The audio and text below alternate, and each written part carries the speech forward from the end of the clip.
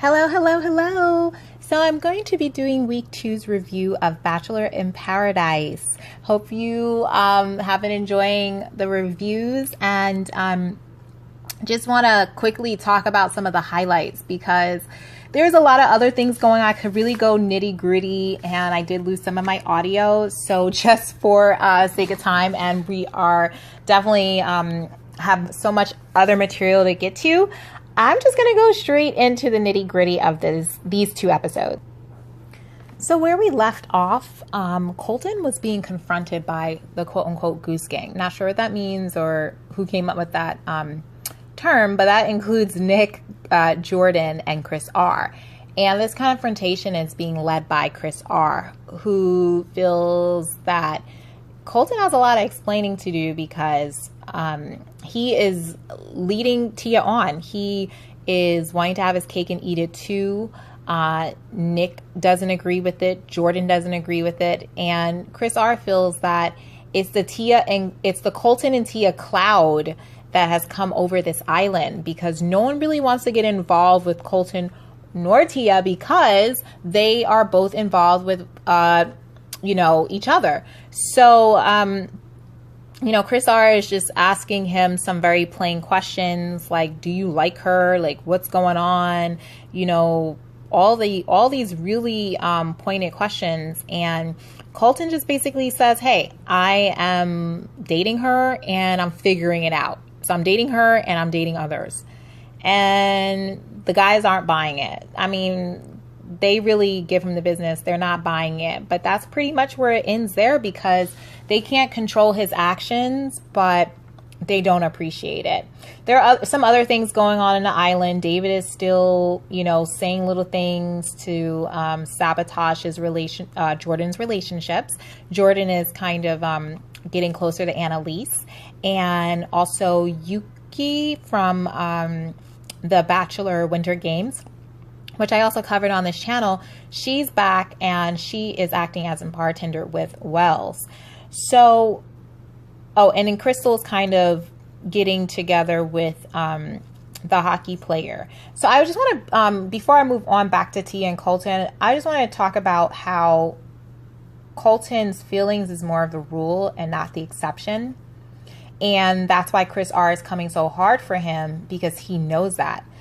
Guys know guys. And Chris R knows that if Colton was really feeling Tia, then he would make it known and he would have kind of uncovered his feelings and made it known and solidify that at this point because they had one date, and we covered the Colton Tia timeline in the last video. You can check that out. But Chris R is basically saying you would know. So, and the reason why I'm bringing it up is because Kevin, the hockey player, and I'm going to mention a relationship that's kind of, this is not really a spoiler, but Kevin was dating Ashley I on Bachelor Winter Games. Now, it's rumored that, as you know, Ashley I and Jared, I believe his name is, the guy with the scruffy hair, facial hair, they're together. But you know the history. Ashley I was pining for Jared in Bachelor in Paradise and so on and so forth. Jared wasn't having any of it. She kind of did her own thing, actually got into a relationship with this Kevin guy. And then Jared decides to come back and Ashley takes him back. So that's more of the exception in that Jared will come around because in the beginning he was so unsure. But Chris R knows with Colton, this is more of the rule. This is more of generally how it goes down. If the guy is acting so confused, he doesn't know, blah, blah, blah, keeping the girl in the back pocket like that, usually it doesn't work out. There are some exceptions, one I just named, but that's the reason why Chris R is coming so hard for Colton. And all the guys are actually, because they know it. They know how they treat women. They know how they would treat a woman that they're not so into. And they see that Colton's not so into Tia. And this is more of a comfort zone for him. So hence the talk that they had with Colton, and hence that being the rule and not the exception. So it gets to the point where Tia is just analyzing this situation. Actually, this was the episode when Asher's like, hey, were you really, feeling Colton? She starts mentioning the female anatomy, dancing and stuff like that. Trying to keep it PG, guys. So, anyway, she's analyzing the situation, but at the same time, you see Colton so carefree. He's just hanging out with Angela, playing catch. Angela, he feels, is his last ditch effort to basically stay on the island. So in this conversation between Tia and Colton, Tia confronts Colton on his feelings, basically like her feeling that he is keeping her in his back pocket. The crazy part about this conversation is that Colton doesn't really try to reassure her. She's like, does it bother you that I'm dating other guys? He's like, no. She's like, well, when I went out on that date with Chris R, does it bother you that I kissed him? He's like, oh, I didn't know that, but nope. And he's basically saying, I want you to go. And this is exactly what he said to the guys, which I also thought was kind of crazy. He told the guys in his conversation, all of you guys go date her. I don't care. Go date her. And then now he's telling Tia, like, I don't care if you go date other guys. Like, I don't know how more clear it has to be. If a guy is saying go date the girl that's interested in me, then he's not that interested in her. So it's baffling to me. But, she wants what she wants and he doesn't. And she basically almost like kind of manipulates it a bit. And she's like, hey, it's important that things go right for you this evening because you need to stay here. If you want to stay here, it needs to go right this evening because no one else wants to give you a rose. So basically Colton called her out on it. He's like, oh, so basically you're saying I need to make a decision to choose you or I'm going home. And they kind of ended right there that I guess they're just going to go see other people. And supposedly Tia's back on track with her feeling before, like she was in the first episode, that, oh, forget Colton who? Now she's, it's like a roller coaster, So first she's like, oh, where's Colton? And then she goes on Chris R. Colton who? Then Colton comes back, oh, Colton. Now this stuff is happening. She's like, oh, okay, forget it. Let's just go our separate ways. But we all know it's not going to end there. So anyway, then immediately Chris R comes in with his sweet tea. He's bearing gifts, Southern Girl gifts. He's bringing sweet tea to try to sweeten up, his offer, which is basically like, hey, I want to get to know you. Let's like be together. So then Colton goes on his way trying to explore his option with Angela, whom he feels is his only chance to stay on the island was with her. And Angela reveals that the quote-unquote right reasons came up again. And of course, Colton knows it's this gang, Chris R, Jordan, and Nick. So again, he goes to confront them. And I mean, they just say, hey, that's just how we feel. You guys, it's the Colton Cloud. And Chris R calls it the Tia and Colton Cloud. And it's just, it's there. And we all know. So they just get into that whole thing. So the ladies have the power for the roses this evening. The roses go as follow. Krystal goes and gives her rose to Kenny, Astra to Kevin, Tia to Chris R, Kendall to Joe, Annaliese to Jordan, Nisha to Aaron, Chelsea to David, Angela to John. And Chris R is like, uh-oh, this is the last rose. Colton is out of the picture. But the final rose goes from Bibiana to Colton. And everyone is just shocked. You could see Chris Harrison in that shot looking at all of the bachelors and bachelorettes on the island and their reactions because they're in shock. So Nick and Wills goes home. Obviously, Wills is kind of sad that he's leaving on the first evening, basically.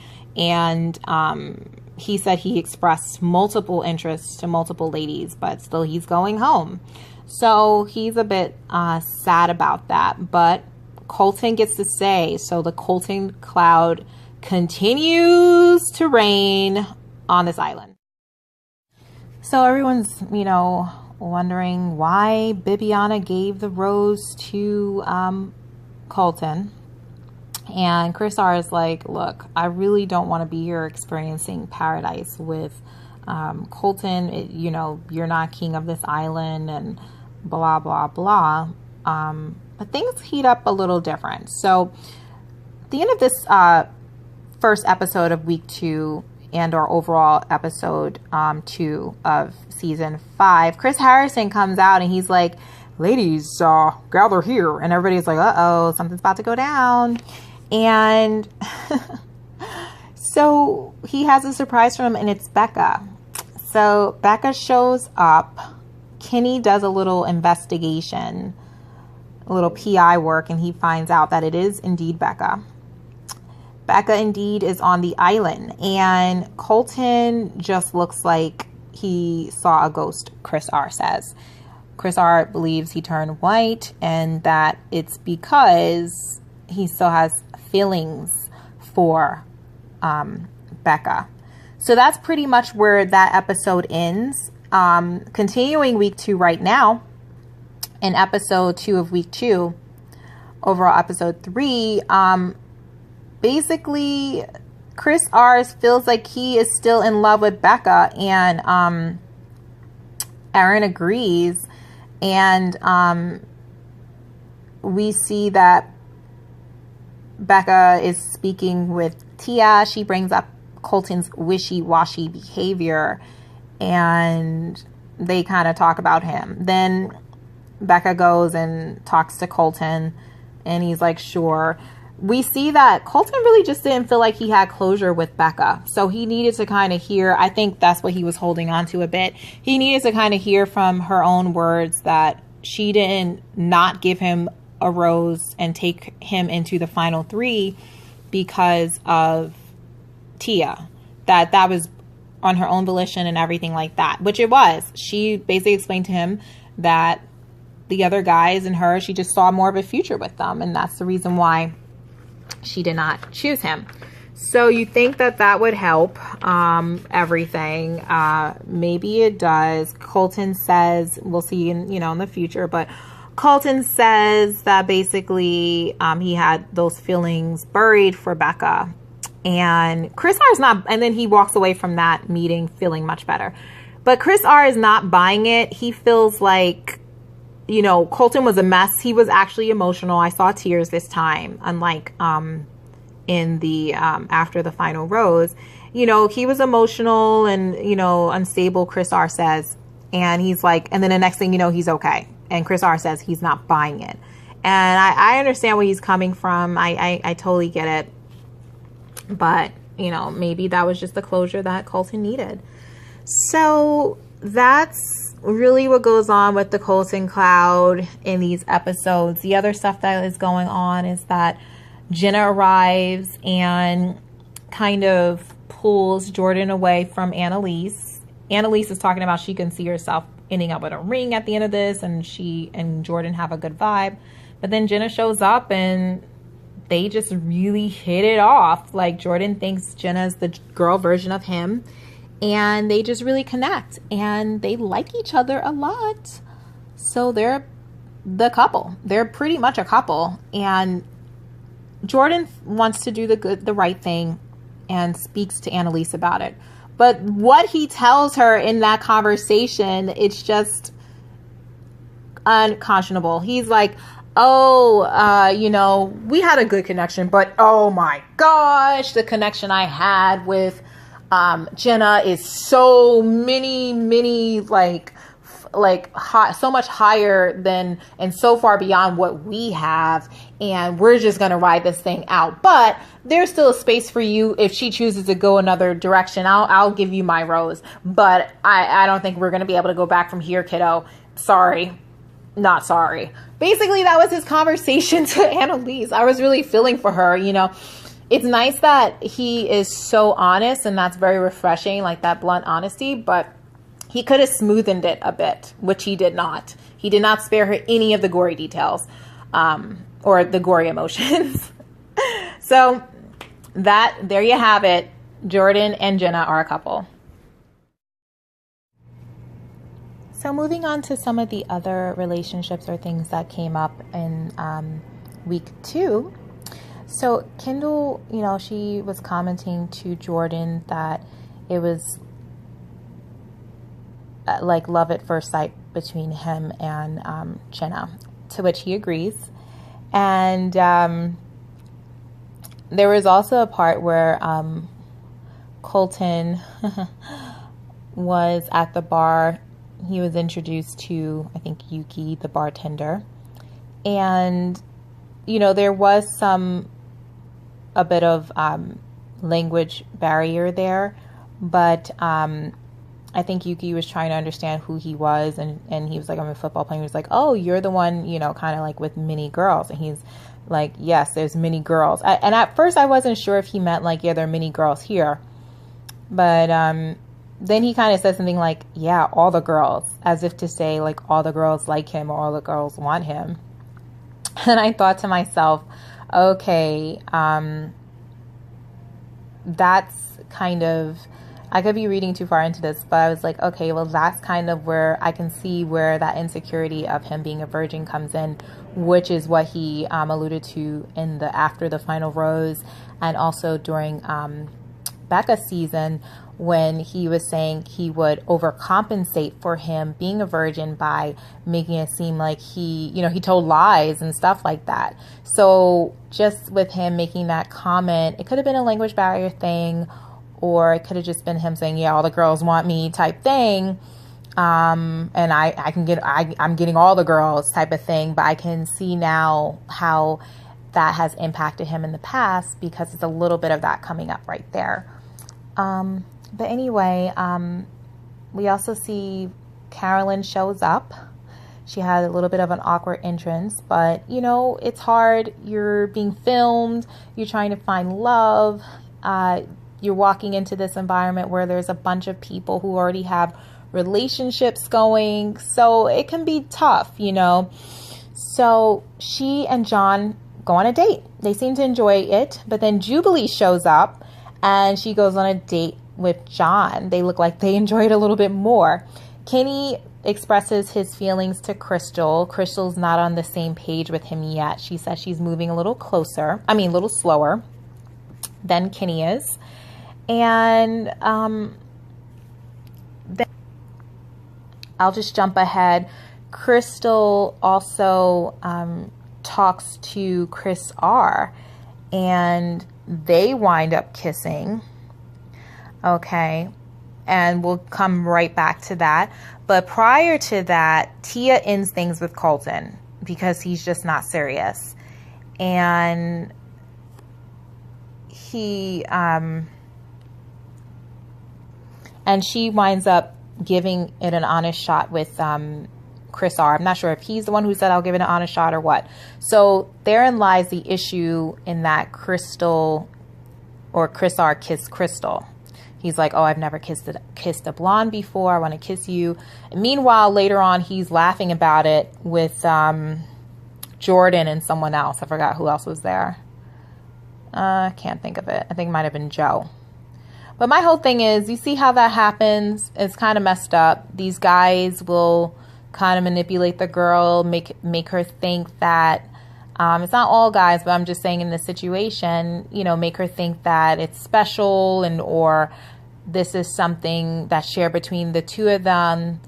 And he manipulated her a bit, and she's like, oh, okay, yeah, because she likes him, and she pulled him to the side and was vulnerable with him and expressed that she wanted to get to know him better. But then he kisses her, gets what he wants, and then twists it behind her back to the guys, which makes her, in a sense, look kind of, I'm sorry, no offense, stupid. I don't know if maybe that's too strong of a word, but I just didn't like the way that went down. I thought that he could have did that a little better.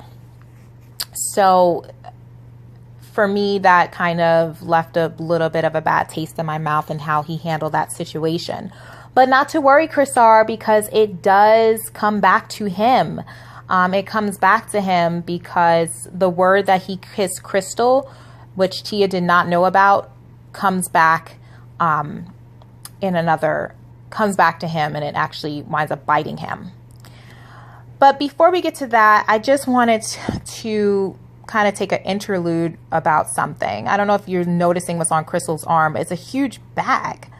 I noticed this and I was just like, why is she carrying, it was just so weird. She's carrying this huge bag in the middle of the taping. And I'm just wondering, why does she have that? Isn't there a place where they can put their big bags? As massive, and I'm not against big bags. I like big bags, but they're taping Bachelor in Paradise. Don't they have a room, you know, to put these huge bags in? Why was she carrying it? It was just so, and I don't even remember the scene. I think the scene was just her kind of talking about how she likes Joe, but then Kendall liked Joe too, and Kendall, Joe went to speak with Kendall. But anyway, back to what I was saying. So Chris R winds up telling Kevin, you know, off camera, we didn't see that, who then Kevin tells Colton. And even though Tia had already ended things with Colton, Colton doesn't want to see Tia get hurt. So, but then on camera, we see Chris R telling Jordan and Joe. So after Colton learns this from Kevin, Colton breaks the news to Tia. And, you know, he confronts Tia, and Tia's like, oh, really? And that didn't rub her the right way. Meanwhile, Jordan and Chris are talking about, again, going back to how they're talking about the women behind their back. They're breaking women up into main courses, appetizers, and desserts, or drinks and dessert. So I just thought that was kind of interesting. Jordan, you know, talking about, yeah, Krystal, she's the main course, you know, definitely get her a nice dinner, you know, and I guess that's because Chris and R and her had more of a substantial connection, perhaps. Then he's like, yeah, appetizers, that's definitely Annaliese. Yeah, take her off my hands. And then he goes, yeah, Bibiana is definitely dessert. You know, she can like bring you back to reality and all this stuff. And I'm just thinking to myself, this is like very interesting for women to, you know, take into account. Are these guys... Don't be the appetizer, ladies. Let's be the main course. Be the main course, ladies. Okay? Don't let a guy classify you as an appetizer or a dessert. And I love dessert. Don't get me wrong. But the reason why he was classifying Bibiana, you know, drinks and carrot cake, you know, and or dessert was because she was like kind of like the voice of reason. Like that friend or that fallback girl that he can always go to. Annaliese was the appetizer because I guess he's saying, you know, yeah, have fun with Annaliese, you know, see where things go. You guys might not be that serious. But Krystal was the main course, I guess, because there was more possibility there. And, or maybe he just felt she was more of a guarantee to get that rose.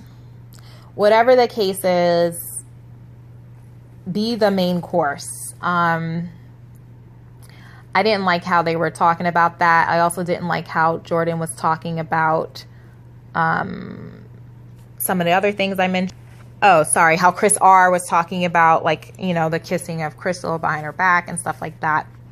So this is just a reminder for all of us, but especially to the ladies who are listening. Be the main course. Don't be the dessert. Don't be the appetizer. Be the main course.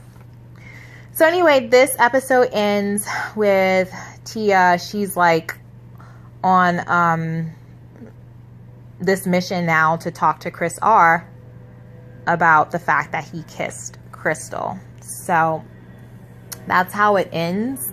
And it's kind of like this to be continued thing right now, where she's going to talk to Chris R about it. And we'll see what happens week 3. And I hope you enjoyed the review, the recap, really, and just my own personal thoughts on this week's episodes. And so more lies ahead. One thing that was interesting that I saw after the first week, the sneak preview, because they were talking about Benoit is back, Leo comes back, all of this stuff. And I thought Benoit was engaged to Claire. And I covered that in my Bachelor Winter Games. And I'm shocked that Benoit and Claire did not work.